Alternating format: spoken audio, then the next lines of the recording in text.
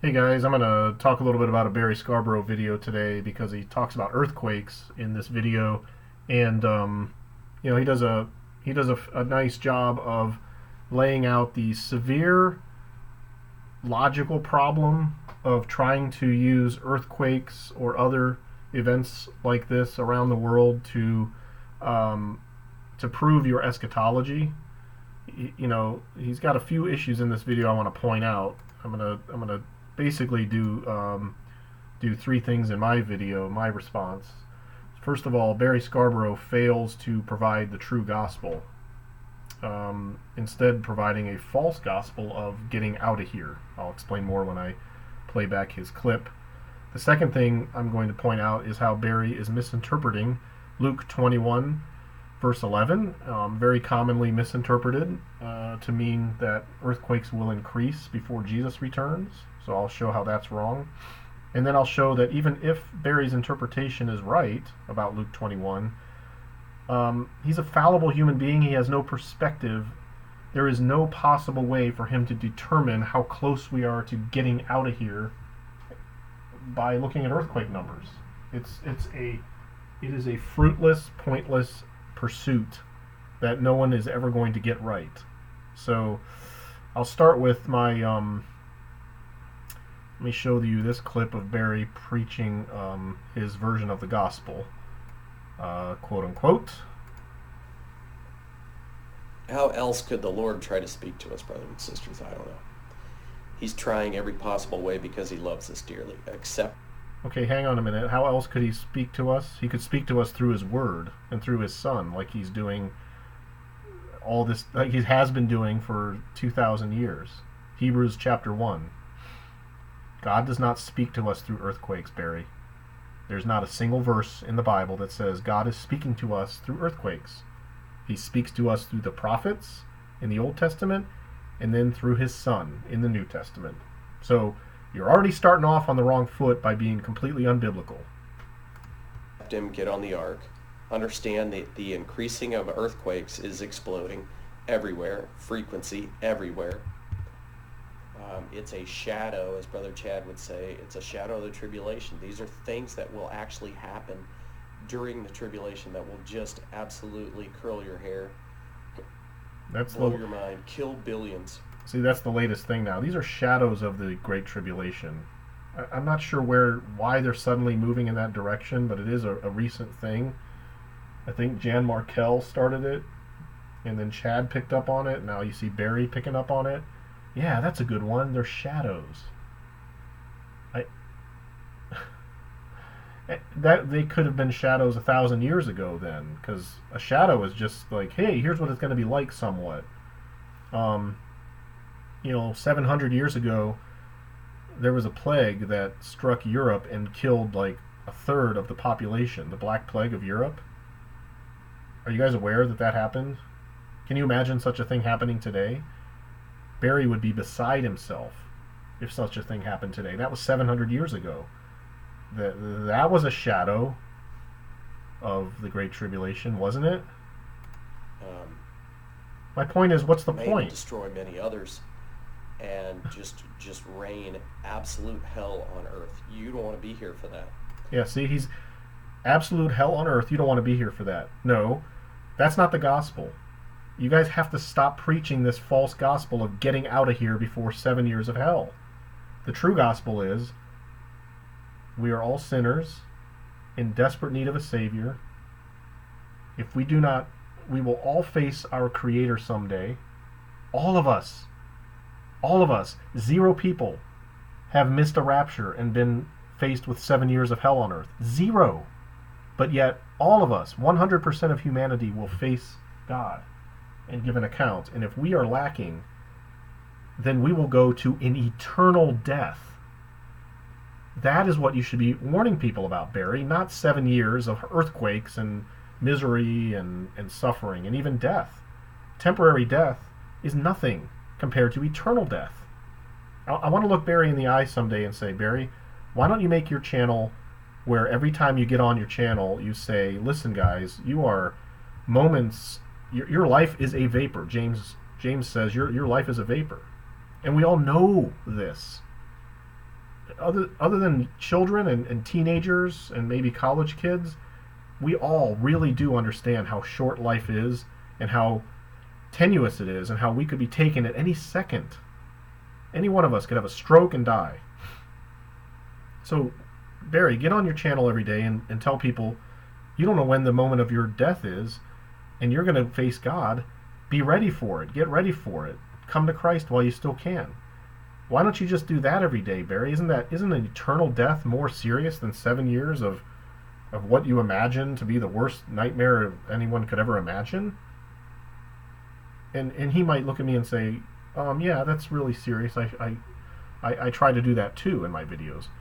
Yeah, 10% of your video is that. It's not even that. It's just don't live through the tribulation. You don't want that. But why don't you just do that only? And here's the answer he would give me if he was honest. Nobody would watch that video. He would not get 6,530 views of a video like that because nobody wants to hear that. They want their ears tickled. The Christians, the evangelicals who watch Barry's videos, they want to be told some kind of false hope. Okay? They want a false hope that any second now I'm going to be whisked out of here and I'm not going to have to deal with this anymore. And Barry wants to give the world a false alarm. And it's much more fun to talk about Jesus coming and people being raptured, isn't it? Because these are bigger things, bigger events. They're more exciting than just people dying. I mean, people dying happens every second. Why do I care about that, right? Okay, so Barry needs to stop preaching that false gospel. The second thing Barry talks about in this video is earthquakes as they relate to the end times. And I just want to make a quick couple of points here before I move on to the last piece. And that is that when you go to Luke 21 and really read it, and you read Mark and you read Matthew, it becomes quite clear that Jesus' point was not to say that earthquakes and pestilence and other things increasing is not, they're not going to increase, which therefore shows that I'm coming quickly. So first of all, he says, great earthquakes, this is what Barry quotes, great earthquakes shall be in diverse places. Yeah, various places, and famines and pestilence. Notice he's not talking about either of these in this video. It's odd. And fearful sights and great signs shall there be from heaven. I know he thinks that the Revelation 12 sign was in there. Okay. The next verse he doesn't read. Before all these. Before the nation against nation, the kingdom against kingdom, before the earthquakes, before the famines, before all these, they shall lay their hands on you. Who? And persecute you. Well, we have a clue about who, because they deliver them up to the synagogues. The synagogues? Why would Jesus use that term? The churches, the synagogues, if you will. Well, because the they is the Jews. So I have a question for you, Barry. Before all these earthquakes that supposedly are exploding, what year can you point to, or set of years, where Jews were persecuting Christians? Because that's what the Bible says. Before all these, they're going to persecute you and deliver you to synagogues. When did that ever happen? In recent memory. Can you show me that in the news? Because that's what's supposed to happen before.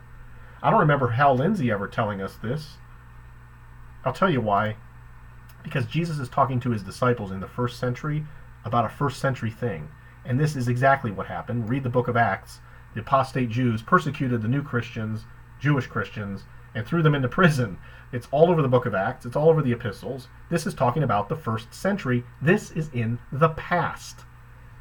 And Jesus doesn't say that the earthquakes are going to increase in intensity. He says they're like the beginning of birth pangs. He doesn't say they're like birth pangs and they start small and get larger. He says they're like the beginning. He doesn't say there's ever a time when they're like the end of birth pangs. He says they're like the beginning. Why? Because he's trying to assuage the human condition. Human beings look at things like earthquakes and wars and pestilence and famine. They say, oh my goodness, the end is near. Don't they? Isn't Barry doing that very thing in this video? Jesus is trying to say, these are normal things. They're like early birth pangs. I mean, they hurt, but they're not the birth. It's very apparent when you go to Mark 13 and see what he said. You know, Barry Scarbrough will never quote Mark 13. When ye shall hear of wars and rumors of wars, for example, be not troubled, for such things must needs be, but the end shall not be yet. For nation and earthquakes and the beginnings, they'll deliver you up. Yep. So he says the end is not yet because of those things. Back to Luke 21. When you shall hear of wars and commotions, be not terrified, for these things must first come. But the end is not near. By and by means near. Don't look around you at the wars, at the earthquakes, at the pestilence, and at the famines. Those are normal, everyday pains. They're like the beginning of sorrows. That's what Jesus meant. And you guys had better start getting used to that, because you're only going to end up in this endless chasing your tail when you use your human brains and your human eyeballs to look around the world and try to figure it out. You're going to end up like Barry. The average, when I started tracking it on daily activity, I think it's rated like 1.5 and up, was something in the range of 150, 180, 190. Just checked this morning, it was 592. So we're 5x. Since the California Ridgecrest incident, the average has exploded, and that was just what? Not long ago, a couple of months ago. Yeah, he's using USGS data to track earthquakes. Meanwhile, in the same video, he's telling us we can't trust the USGS. But he's using their data. So he uses their data when it makes sense for him to make his point, but he doesn't want to use their data when it goes against his point. Isn't that strange? Don't you find that illogical and immature and ignorant? I do. Let me show you something here. I'm going to switch over to the camera. Here's Hal Lindsey's follow-up book. He wrote this in 98 and 99 to the late great planet Earth. And in this book he says, I won't show you, but it's page 85. He says the following: is there any doubt that earthquakes have increased in frequency and intensity in recent years? He means the 90s. Everywhere that fault lines exist, there has been a great increase in seismic activity. That's Hal Lindsey in 1999. He says many other things, like the big one is coming, you know. There was a massive 7.1 Bay Area quake in October of 89 during the World Series. I remember watching the World Series when that happened. Oddly, Barry doesn't mention that one, but because that was 30 years ago. It's like no earthquakes have struck California ever. This is the first time. I mean, this is the way these guys talk. Check this out. Of all the signs described by our Lord as presaging the end of the world, some we see already accomplished. For now we see that nation arises against nation, never before in the annals of the past, earthquakes overwhelm countless cities, as we often hear. This is a pope in the 6th century A.D., 1,300 years ago. My point is not to say, well, this proves that Barry is wrong. My point is not to mock and scoff at Barry Scarbrough. My point is to say, we don't know. We cannot know. Jesus didn't tell us that. Jesus didn't give us enough information. He didn't give us enough information to figure this out. He said there's going to be earthquakes, there's going to be pestilence, there's going to be famine, there's going to be sorrows. They're not the end. They're not the end. The end is not yet. You can't. That's not enough for us to make a determination from. So, back to my third point then. Even if you guys are right about Luke 21 that Jesus meant, oh, there's going to be more and more and more as my coming approaches. Even if you're right, you're a fallible human being, you have no perspective, there's no way you can figure it out, and I'll show you why. Here is Now, Barry is full of it. He's full of crap. I don't know where he's getting his information from because it's not correct. Here is a spreadsheet I made of earthquakes myself, and you can see here that you guys, these are 6.0s. I just picked that because they're bigger than the everyday ones, but not quite the 7.0s. This is from 1950 through 2019, and you know, I'm not putting every single year in here, but you can see there are spikes. 1957, there were 188 6.0 and above earthquakes in 1957. You guys, you guys, that's 62 years ago. Am I right with my? You know, come on. And then in 1995, there were 201. And then we had a bad year again in 2011 with 2007, and then it drops way down to, you know, 133 in 2012. You guys, here's the point. What the USGS is trying to say is just because you see ups and downs and spikes of earthquakes doesn't mean we're in a general pattern of more earthquakes.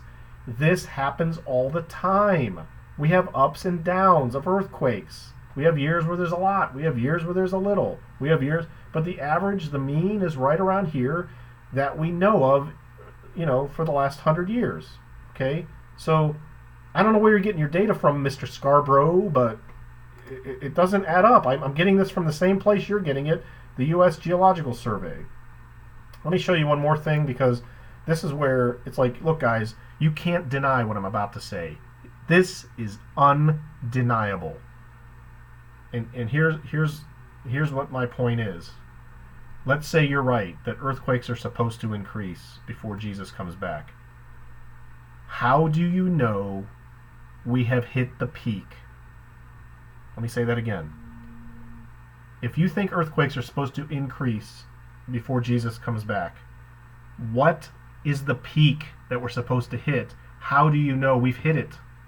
So let's say there were, Barry uses the 1.5 and above number, which, Barry, don't be dumb.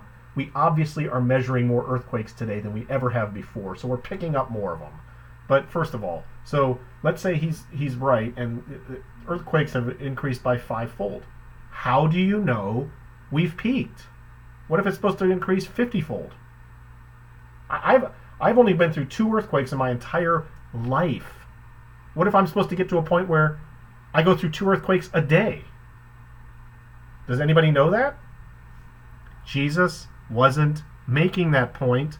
He didn't give us enough information. So here's a little scenario here. You guys can, hopefully you can see this. Here we are in 2019. Here's 2080. How do you know this isn't what the thing's going to look like before Jesus comes back in 2081? How do you know? How do you know? We're way down here in this little blip, and we think that's a lot. Wow, we had 200 earthquakes last year. Oh my goodness, they've been increasing like crazy. Oh my. Then we have 210. Then we have 240. Then we have 250. And it slowly rises over decades and years and years. And you know, in 2045, my goodness, we're at almost 2,000 earthquakes a year. Then 6.0 buildings are falling down. Hey, you know, we still haven't reached the birth. The birth pangs haven't reached where they're going to go yet until we finally... How do you know? The answer is you don't. Stop looking around the world and using your imaginations and then getting on YouTube and telling the world a false gospel. Tell them the truth. Stop acting like a know-it-all. Stop chortling to yourself as you mock and scoff at the USGS as if your tiny little non-earthquake oriented brain has any clue what you're saying. And stop misinterpreting what Jesus said. He never said, you're going to see more earthquakes before I come back. Never said that. And even if he did, you don't know what the number is. Hope you guys take this into consideration. Thanks.